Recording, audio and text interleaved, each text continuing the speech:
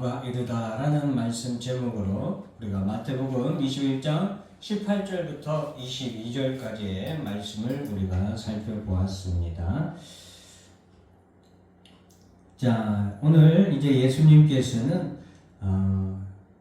예루살렘으로 입성하시고 십자가에 못 박혀 죽으시기 전에 이제 아침에 일찍이 일어나셔서 나오셨는데, 그 아침에 예수님께서 시장하신지라라고 오늘 본문의 말씀이 기록되어 있죠. 그래서 아침에 예수님께서 이제 성으로 들어오실 때에 아마도 아침인지라 시장하시게 되었는데, 길가에서 한 무화과 나무를 보게 됩니다. 근데 이제 길가에서 한 무화과 나무를 보게 되는데, 그 무화과 나무가 잎이 아주 풍성하고 크고 잎이 무성한 그런 나무였던 것 같습니다. 그래서 예수님께서는 잎이 무성한 그 무화과 나무를 보시고서 그곳에서 시장하셨기 때문에 어떤 무화과 열매를 얻을 수 있을까 하여서 그 나무에게로 가까이 갔는데, 무성한 나뭇잎만 잔뜩 있고 그 가운데 열매를 얻지 못하여 나무에게 이제부터 영원토록 내가 열매를 맺지 못하리라 라고 예수님께서 말씀을 하시게 됩니다. 그러자 무화과 나무가 곧 마르게 됩니다. 이에 예수님을 따르던 제자들은 무화과 나무가 어찌하여서 곧 말랐습니까? 라고 예수님께 묻게 됩니다. 그러자 예수님께서는 내가 진실로 너희에게 이르노니 만일 너희가 믿음이 있고 의심하지 아니하면 이 무화과 나무에게 된 이런 일만 할 뿐 아니라 이 산더러 들려 바다에 던져지라 하여도 될 것이다 라고 말씀을 하십니다. 그리고서는 22절 말씀에 너희가 기도할 때에 무엇이든지 믿고 구하는 것은 다 받으리라 하시니라 라고 말씀을 하십니다. 오늘 이 말씀의 진행을 보면은 약간 예수님이 이리 갔다 저리 갔다 이리 갔다 저리 갔다 하는 그런 내용의 말씀과 같이 느껴질 수가 있습니다. 왜냐하면은 예수님이 시장하셔서 무화과 나무를 보시고 그 무화과 나무에서 열매를 맺기 위해 가셨단 말이죠. 그런데 그 무화과 나무가 곧 열매를 얻지 못하여서 마르게 되었다고 기록하고 있는데, 여기서 예수님은 이상히 여기는 제자들에게 무화과 나무에 대해서 말씀하시는 게 아니라 갑자기 믿음에 대해서 얘기를 하고 계시거든요. 그런데 그 믿음에 대해서 얘기를 하시던 그 예수님께서는 또 22절에 보면 기도에 대해서 또 넘어가기 때문에 우리가 이 본문을 자세히 우리가 분석하지 않으면 이 본문에서 예수님이 이리 갔다 저리 갔다 왜 이러실까 하는 그런 의구심이 생길 수 있거든요. 근데 오늘 이 말씀을 통해서 무화과 나무가 마른 것, 그 의미가 무엇이고 오늘날 우리 교회와 성도들이 이곳에서 어떤 교훈을 얻어야 될지 살펴보려고 하는 것입니다. 자, 오늘 본문의 배경이 된 이 무화과 나무에 대해서 좀 우리가 알아야 되겠습니다. 이 무화과 나무는 가난한 자의 양식이라고 불리우는 지중해 연안에서는 흔히 발견되는 나무의 일종입니다. 길가에 아무렇게나 열려 있기도 합니다. 그래서 길가에서 나그네든 아니면은 노숙자든 어느 누구라도 길가에 있는 무화과 나무의 열매를, 그러니까 무화과겠죠. 무화과를 언제든지 아무나 따먹을 수 있는 그런 나무이기 때문에 가난한 자의 양식이라고 불리우게 되었던 겁니다. 풍요와 번영의 상징으로 또한 이 무화과 나무는 이 지중해 연안에서 또 이스라엘에게 풍요와 번영의 상징이 되었습니다. 이 무화과 나무는 둘레 1m 그리고 높이가 5, 6m에 해당하는 큰 나무로 자라게 됩니다. 저희 어렸을 때 저도 토명 남해 일대에서 살았던 적이 있거든요. 근데 거기서 제가 본 무화과 나무는 그리 크지 않았기 때문에 저도 무화과 나무가 이렇게 큰 나무인 줄은 몰랐었어요. 그런데 지중해 연안에 있는 이 무화과 나무는 이 정도로 둘레가 1m 정도 되고 높이가 5, 6m 되고 특히나 가지가 무성한 나뭇잎이 그래서 더 무성하게 맺히는 그런 풍성한 나무이기 때문에 이 이스라엘에서는 이 무화과 나무가 풍요와 번영의 상징이 되었습니다. 그래서 이렇게 크고 풍성한 나무가 무화과 나무이기 때문에 그 그늘 밑에서는 지중해의 그 뜨거운 특히 이스라엘의 뜨겁고 건조한 그 날씨 가운데서 그 그늘 밑에서 휴식을 취하기도 하고 또 많은 유대인들이 그 그늘 아래에서 기도하거나 명상을 할 수 있는 그런 공간으로 이 무화과 나무는 많은 사람들에게 사랑을 받는 그런 나무였습니다. 이 무화과 나무는 잎이 무성할 때 꽃도 피고 그리고 잎이 무성하고 꽃 피는 그때에 또한 열매를 맺게 되는 나무입니다. 이 열매는 이 지중해 연안에서 6월과 9월 혹은 6월, 8월, 12월 이렇게 1년에 2번 혹은 3번 열매를 맺는다고 합니다. 그래서 이 무화과 나무는 그만큼 열매를 자주 또는 많이 맺기 때문에 이 무화과 나무를 이스라엘의 상징으로도 성경에서는 표현하기도 합니다. 그래서 호세아 9장 10절에 보면은 옛적에 내가 이스라엘을 만나기를 광야에서 포도를 만남같이 하였으며 너희 조상들을 보기를 무화과 나무에서 처음 맺힌 첫 열매를 봄같이 하였거늘 그들이 바알볼에 가서 부끄러운 우상에게 몸을 들임으로 저희가 사랑하는 우상같이 가증하여졌도다 라고 기록하고 있죠. 그와 이 호시아 9장 10절에서처럼 이스라엘을 이 무화과 나무에 비유하는 그런 말씀처럼 이스라엘을 상징하기도 했습니다. 예레미야 8장 13절에서도 여호와의 말씀이니라 내가 그들을 진멸하리니 포도나무에 포도가 없을 것이며 무화과 나무에 무화과가 없을 것이며 그 잎사귀가 마를 것이라 내가 그들에게 준 것이 없어지리라 하셨나니 라고 기록되어 있죠.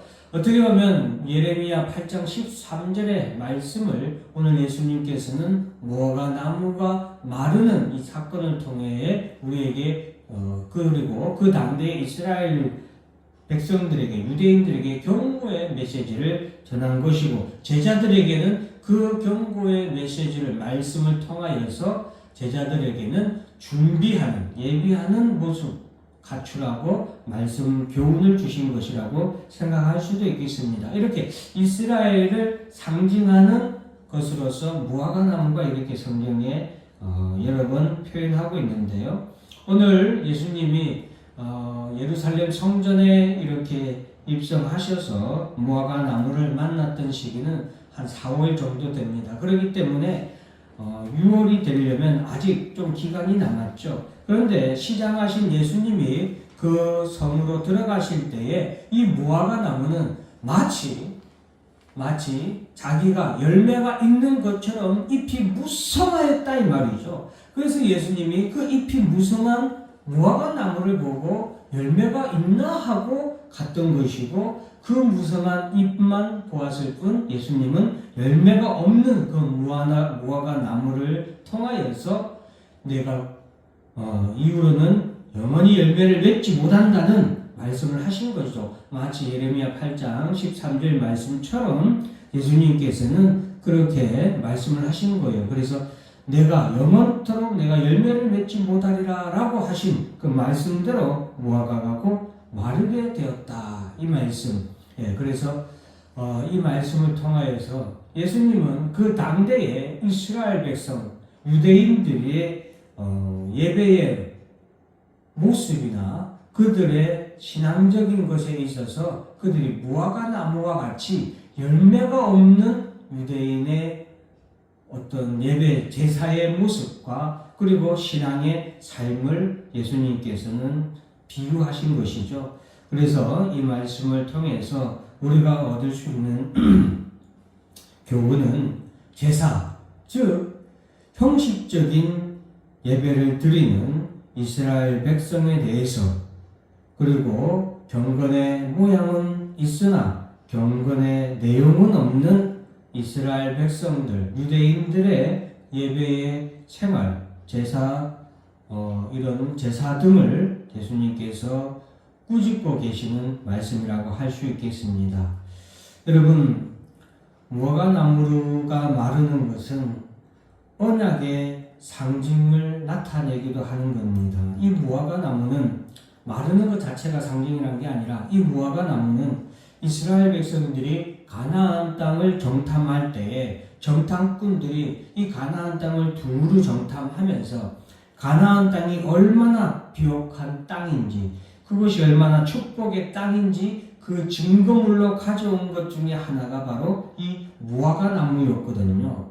그래서 이 무화과 나무는 언약 성취의 상징이기도 한 것입니다. 하나님이 이스라엘 백성에게 준 언약의 내용물이 바로 가나안 땅이었고, 그곳에서 열린 풍성한 무화과 나무의 열매를 그들이 가져온 것은 그 언약을, 하나님께서 주신 언약을 이스라엘 백성들이 받게 되었고, 그것을 취하는 것, 그 땅을 정복하는 것으로 우리가 볼 수 있는 것이죠. 그래서 언약의 상징이기도 하고, 그 언약의 상징처럼 이스라엘 백성들에게 하나님이 주신 언약 성취의 내용이라고 할 수도 있겠습니다. 자, 그런데 오늘 본문에서 예수님께서는 그곳에서 나무의 열매를 얻지 못한 그 무화과 나무에게 내가 영원토록 내가 열매를 맺지 못하리라 라고 말씀을 하셨고 꾸짖으신 거죠. 그리고 무화과 나무가 곧 마르게 되었다라는 것은 결국에는 하나님의 진노의 심판을 받게 되어서 이 무화과 나무가 마른 것과 같이 이스라엘이라고 상징되어지고, 또 이스라엘의 풍요와 번영의 상징이었던 이 무화과가 마른 것과 같이, 그리고 언약의 성취의 내용물이었던 그 무화과로 대표되는 것이 바로 오늘 이스라엘 백성이었는데, 그 무화과 나무가 마른 것처럼 이스라엘 백성들이 하나님의 심판, 진노의 심판을 받게 되고, 또한 그들이 언약의 내용으로부터 그들이 끊어지게 되는 것을 예수님께서 말씀하신 것이라고 할 수 있겠습니다. 그러면은 이스라엘 백성들이 이와 같이 풍요와 번영의 상징이었던 무화과가 마름같이 그들이 풍요와 번영으로부터 하나님의 진노에 이르게 되는 이유가 무엇인지, 그리고 언약의 상징의 내용에 해당되었던 그 열매를 맺지 못한 이스라엘 백성들이 언약으로부터 어떻게 끊어지고 언약의 내용으로부터 어떻게 그들이 제외되는 것인지, 그 중심 내용은 바로 그들에게 열매가 없다는 것이죠. 그 열매는 무엇을 의미하는지 이제 예수님께서는 20절과 21절에 말씀하고 있는 거예요. 즉, 그 내용은 믿음이라는 것이죠. 여러분, 이스라엘 백성들이 그 당시에 이스라엘 백성들, 유대인들이 하나님 앞에 경건의 생활을 착실히 했습니다. 율법에 쓰여진 대로 그들의 경건의 모양은 너무나도 절제에 있었고, 또 하나님이 말씀하신 율법의 내용을 따라서 그들이 헌금도 그리고 구제 활동도 얼마나 많이, 이웃을 돕는 여러 가지 모습도 많이 그들이 실천을 했습니다. 그러나 그러한 그들의 경건의 모양 가운데 그들의 경건의 내용은 없었고, 참 하나님이 기뻐 받으시는 제사는 그들이 드리지 못했던 것이죠.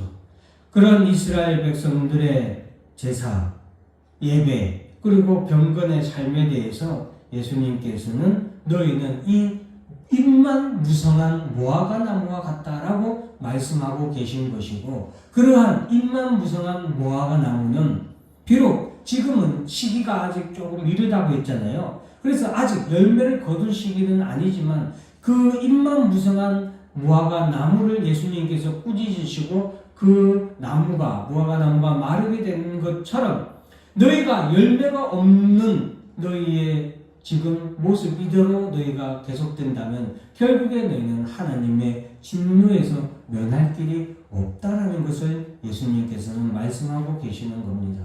그리고 하나님께서 반드시 열매를 얻기 위하여서 심판하시는, 수확하시기 위해서 이 땅에 오시는 그때가 있다라는 것을 우리에게 말씀해 주고 계신 거예요. 그래서 이제 예수님께서는 자신을 따르는 제자들에게 이 무화과 나무의 비유를 통해서 너희도 이와 같은 무화과 나무, 즉 잎만 무성한 무화과 나무와 같이 되지 않으려면 너희가 무엇이 있어야 된다? 열매가 있어야 되는데 그 열매는 믿음이라는 것을 제자들에게 말씀해 주고 있는 것입니다. 오늘 무화과 나무가 마르다라는 이 말씀을 읽으면서 오늘날 우리 한국 교회의 모습이 잎만 무성한 무화과 나무의 그런 모습은 아닌지 참으로 걱정되고 염려되는 마음에서 오늘 본문의 말씀을 여러분들에게 전합니다. 한국의 기독교가 전 세계에서 얼마나 풍성한 모습입니까? 얼마나 가지가 많고 잎사귀가 많고 꽃이 피어난 모습은 너무나도 풍요와 번영의 모습이 아닐 수 없습니다. 그런데 이러한 한국 교회에 과연 얼마나 많은 무화과 나무들이 그 나무의 열매를 맺고 있느냐? 주님이 원하시는 것은 풍성하고 번영과 풍요의 모습이 아니라 그 나무의 열매를 주님이 원하신다는 사실을 우리가 알아야 되겠습니다. 여러분, 이 당시에 이스라엘 백성들, 유대인들은 너무나도 풍성하고 번영한 멋진 그런 무화과 나무 가지와 잎사귀들과 꽃을 피우는 모습을 보여주고 있지만 그들은 진정으로 예수님이 원하시는, 하나님이 원하시는 열매를 가지고 있지는 않았습니다. 그 열매는 이스라엘 백성들이 그들 가운데 하나님의 아들이시며 독생자 예수로 이 땅에, 그리스도로 이 땅에 오신 예수를 그들이 믿지 않음으로 말미암아 그들은 열매를 얻지 못하는 그런 잎만 무성한 무화과 나무가 될 수밖에 없었고, 그러한 그들은 결국 하나님의 진노의 심판에 이르게 된다는 것을 우리가 똑똑히 보아야 되겠습니다. 그래서 지금 우리 한국 교회와 성도들도 이런 잎만 무성한 무화과 나무의 교훈을 우리가 경계하여서 잘 받아서 우리가 우리 가운데 열매를 맺기 위하여서 그 열매가 크고 풍성한 열매를 맺도록 하기 위해서 우리가 우리의 신앙생활을 돌아보는 그런 시간이 되었으면 좋겠습니다. 여러분, 제사, 희생제사는 드리지만 하나님이 기뻐 받으시는 제사를 드리지 못하고 자기 만족의 제사를 드렸던 이스라엘 백성들을 우리가 꼭 기억해야 되겠습니다.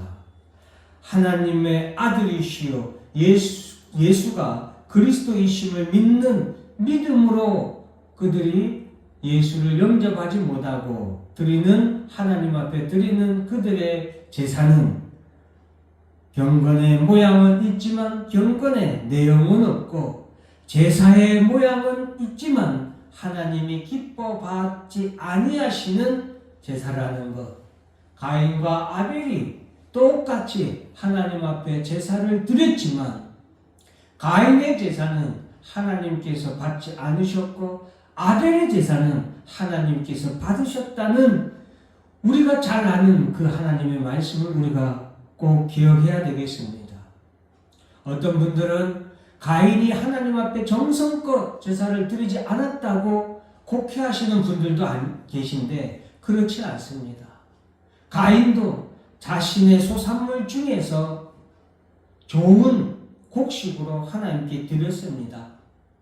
그도 하나님 앞에 복을 받기를 원하였으니까요. 그러니까 하나님께서 아벨의 제사만 받았을 때 그가 그렇게 동생 아벨을 증오하고 미워하였던 거예요. 하나님에 대한 축복을 받고자 하는 마음이 없었다면 하나님께 그도 인정받는 예배자의 모습을 원하지 않았다면 그가 그렇게 마음속에 시기와 다툼과 미움과 증오가 자라나지는 않았을 것이죠. 그러나 하나님께서는 가인의 제사는 받지 아니하시고 아벨의 제사를 받으신 것은 두 사람의 제사의 차이점, 구별점은 하나는 잎이 무성한 무화과 나무였고 그 무성함으로 하나님 앞에 드린 제사였지만 아벨의 제사는 그 가운데 열매로 드리는 제사, 즉 믿음의 제사를 드렸기 때문에 하나님께서는 믿음이 없는 가인의 제사는 받지 아니하시고 믿음이 있는 제사는 아벨의 제사는 하나님께서 기뻐 받으셨다는 것을 우리가 꼭 알아야 되겠습니다. 그래서 히브리서 11장 6절에서는 히브리서 기자는 아벨의 제사에 대해서 언급을 하면서 다음과 같이 부언 설명을 합니다. 믿음이 없이는 하나님을 기쁘시게 하지 못하나니 하나님께 나아가는 자는 반드시 그가 계신 것과 또한 그가 자기를 찾는 자들에게 상 주시는 이심을 믿어야 할지니라 라고 말씀하고 있는 것입니다. 믿음이 없는 제사는 하나님께서 기뻐 받지 아니하신다는 것을 우리가 꼭 기억해야 되겠습니다. 사랑하는 성도 여러분, 우리나라 종교가 약간 기복신앙의 종교들이 참 많습니다. 기복신앙의 종교가 많다 보니까 그런 기복신앙의 영향이 교회 내에서도 이렇게 우리가 알게 모르게 들어와 있어요.